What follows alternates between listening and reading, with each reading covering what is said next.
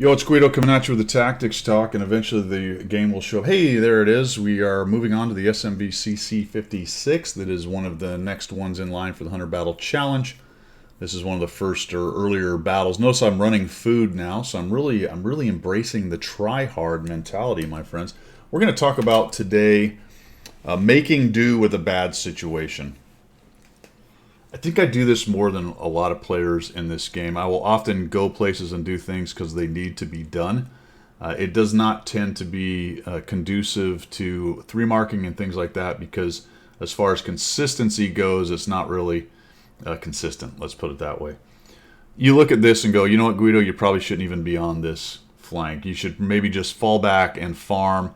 If you do enough damage to them, maybe you actually win the game or some such thing. I saw the Type 62 going up here.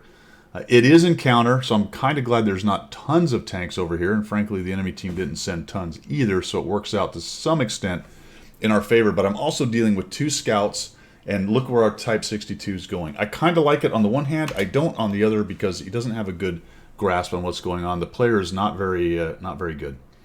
Probably should have snapped this off. This tank only has 3 shells. Fairly long interclip. Look, the Type 62 got nuked. Now, I don't know what the deal is with this player, to be quite honest. He runs back to about A1, A2, and he sits there for the vast majority of the game. So he may as well have died for all he did for us for a good portion of the game. I was happy that he was going forward and trying to do some scout things, but he was foolish and went up there while the other 2 scouts are running around, and he got spotted and nearly killed. Now, our AMX-12T tries to do some work, but as I watch the Type 62 bail out, I'm hoping maybe he's just repoing and will swing back around. I don't quite know what he's going to do yet in this game, but it's becoming apparent that he has now run away and is maybe not going to come back. Okay, so we still have a 12T who's sort of running around on the 5-6 line. We don't really have anyone on the 5-6 line minus the Pershing. The Tiger 1 is camping in the back. The Skoda is behind me. My T-44, other Tier 8, is behind. This is just a mess. What I'm really hoping for is something good to happen over on the east side. And I'm going to just have to do my best over here. Now, I don't want to be too far forward. I was going to sit in those bushes up there, but no. Probably get spotted by one of their light tanks before I spot them. So I'm going to back around this corner. On this map, folks, this bend, as you can see it swinging around back that way, is pretty useful for the north spawn because I can fall back behind it and go more or less hold down and protect myself a bit from the enemy tanks right there. Now the 50-2 is raging. I'm going to back out, and this is now the kind of that bad situation I was talking about. I'm not very happy about this. I don't think I can maybe get across the entire map. I don't want this whole flank just to die and lose. So we're going to work with this as best we can. I don't see the burr. Uh-oh. All right, so the T-50-2 has figured something out here. Based on probably a lot of those guys on the back, on the north side of the hill over on the east side getting lit, the Pershing being lit, he probably has a decent idea that there's not a whole lot over here, and it looks like he's raging in, which means he's got guns behind him, and I am going to find that out here pretty quickly. I'm really hoping I could get this shot a little better. It just takes me forever, and I finally get that shot, and that works. Okay, wow, okay, fantastic. You know, that's about as good as that was going to get right there. We got him dead. My shot did it somehow, although I don't have any damage. I guess he was dark when I shot, potentially, and it just didn't mark. Yep, I got the kill, so fantastic. But there's still another scout out there, and that scout knows how far the T-50-2 got before he died. So I'm just going to scooch a little bit more. I'm like, all right, 12T, this is where you got to do some scout stuff, Mr. 12T. You got to help us find these guys. Uh-oh. Okay, here comes one. I'm on a reload. Let's see if we can get a shot on this guy. There we go. There's one. Oh, he's going to get close. Yep, and now I'm absolutely uncovered and lit. I have to kill this guy. Okay, we got him. Everything's great. Fantastic, right? Challenger bounced. I should be good, but holy cow, I absolutely eat some serious shots in here, even though I'm still trying to get... Ow. Oh, ow, oof. Oh, boy. And they got to be just shooting into the general space that I was in. Thank goodness their artillery didn't seem to be ready at the time.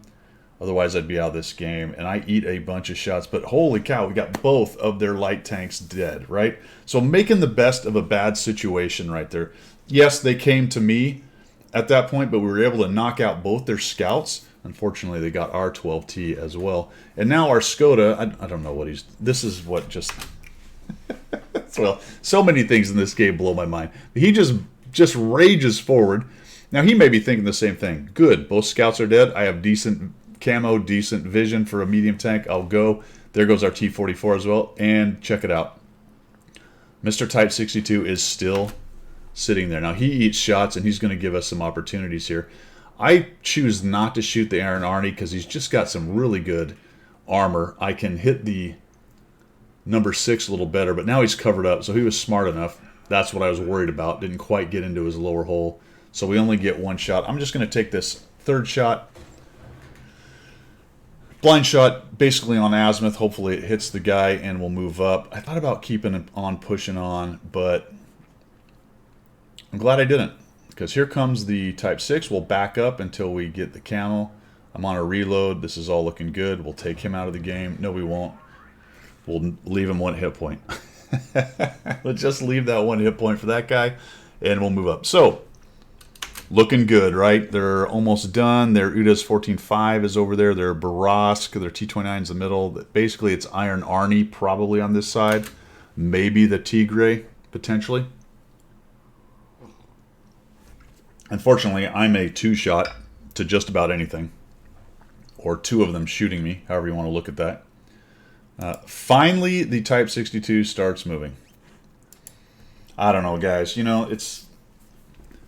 People get mad. He might have been mad that nobody supported him when he went up there and lit guys. Who knows? Had to go make a sandwich. Decided to stay back there because he was a 1-shot. It's hard to tell right there. But he finally sort of rages forward. The T-44 is moving forward a little bit. Baraska's in the middle. Our guys on the hill are starting to win. Now, this is not necessarily an easy win at this point. Look, the Type 62 just YOLO'd and died. Like I said, he's not a very good player. I don't know what's going on with that whole thing, but that's tough sometimes. So T-44 keeps creeping forward. So I'll go ahead and use this row of bushes right here. I'm really starting to think it's only the Iron Arnie. There's their Tiger, so the Tiger's not over on this side. So it looks like maybe just the Iron Arnie.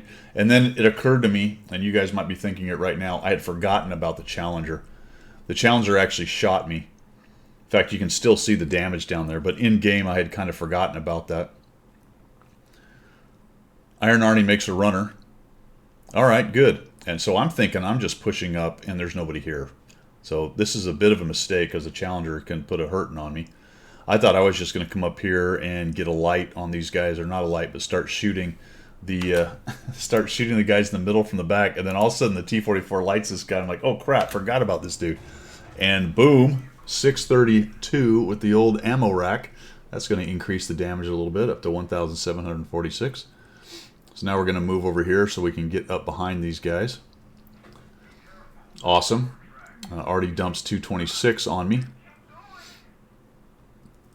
Come up and over. A couple things on this tank. The in between the intra clip is slow, and it only has about, I want to say 15 or 20 degrees right or left. So yes, it has a turret, but it's one of the least field of regard turrets in the entire game. Get a little shot on that guy. Here comes the T-29. We're going to get a little more damage here. This will be absolutely sweet. Nope, we're going to track him. Okay, maybe we'll get some assist. Perhaps we'll get a shot on this dude, but we're on a total reload. More than likely, we're not going to hit him. I know the Artie hit me, so the Artie's over here somewhere. We'll keep on trucking this away. The 14.5 is all the way on the other side of the map, so really at this point, I'm just looking to get a shot on the artillery in here, and somebody finds him. He's moving along nicely. We'll thump him once. I figured somebody would kill him.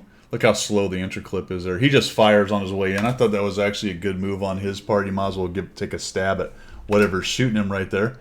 And they were actually able to get that last kill. So we get 2,397. I don't know if there's a little bit more on one of the blind shots or not. We got four kills out of it, and 476 assists. Kind of a workman-like effort here on Prokhorovka. And sometimes you're just forced into situations. You got to do the best you can, but try to be as smart about it as you can, right? I knew that we were going to be out scouted because our scout got behind us. I didn't want to be so far forward that I got caught out.